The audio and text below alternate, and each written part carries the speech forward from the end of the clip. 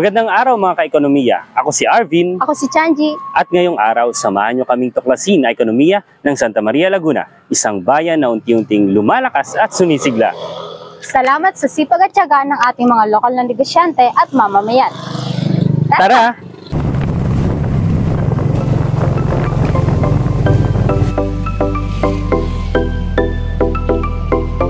Alam nyo ba na ang Santa Maria, Laguna ay isang 4th class municipality na may kita na mahigit 192 milyon noong 2022? Ngunit, nito lang nakaraang taon ng 2024 ay idineklara na ang bayan bilang nasa 2nd class municipality. Pagpapatunay ng patuloy na pag-usbong ng ekonomiya dito sa bayan ng Santa Maria. At bagamat maliit kumpara sa ibang bayan, patuloy ang pag-unlad dito dahil sa mga micro, small, and medium enterprises o MSMEs. At syempre sa suporta ng lokal na pamahalaan ng Santa Maria at ng Department of Trade and Industry. Isa sa pangunahing pinagkukunan ng kabuhayan dito ay agrikultura, food processing at turismo. Halimbawa sa KM90 Eco Park, ito ay isa sa mga ordinaryo ng mga turista at lokal na pamilya na nagbibigay din ng trabaho sa mga taga rito. At syempre ang Marilag Festival, kung saan ipinagdiriwang ang masaganang ani ng bayan ng Santa Maria. Tara, samahan nyo kami para sakupin ang Santa Maria para sa ekonomiya.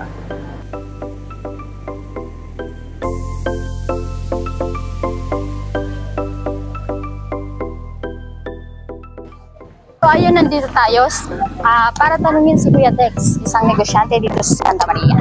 Tara! Hi! Magandang umaga po. Morning po. May mga ilang katanungan lang po kami para po sa inyo. Ano po yung nag-encourage sa inyo para magsimula pong magtayo ng negosyo? Negosyo? Isang nag-encourage sa amin, mag-asawa. Empleyado kami ng magkaibang kumpanya, kaya lang yung aming sinusweldo hindi sapat para sa isang pamilya. May mga nag-udyok din sa amin na magtinda, kasi nagtinda rin naman ako ng prutas dati. Maggulayan nga daw.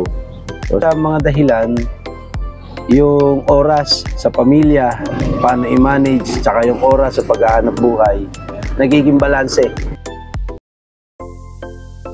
Minsan, pag dumarating yung panahon nagtutumal, o kaya pangit yung dating ng produkto, medyo mahirap makabawi. Kumikita, konti lang.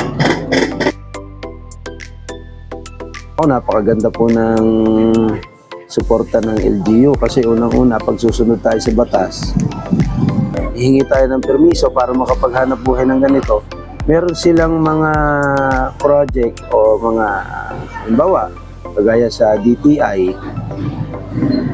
tutulungan kanila na minsan mapahiram ng maliit na kapital para makapagsimula na hindi nag-i-interest ng masyadong mataas.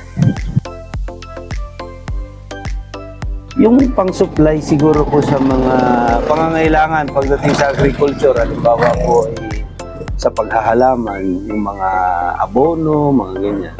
Kaya sa paghahayop, yung mga feeds. Yun, may advice ko po ay samahan natin ang panalangin sa Diyos, syempre. Unang-una po yon. Pangalawa, hindi man pleasing yung ating itsura, pero dapat pilitin natin na kahit papaano, yung personality natin, pwedeng ma-please ng kahit na sino. Malaki ang papel ng LGU Santa Maria at DTI Laguna sa pagpapaunlad ng negosyo. Kamakailan, nagkaroon ng mga programa tulad ng Diskwento Caravan, reactivation ng pasalubong center at tulong sa mga kooperatiba gaya ng J. Santiago Agriculture Cooperative para sa product development at market matching.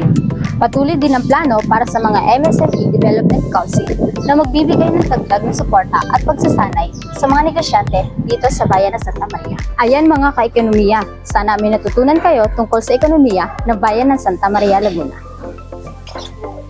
Kaya patuloy nating suportahan ang mga lokal na negosyo at mga produkto dahil dito nagsisimula ang tunay na pagbabago.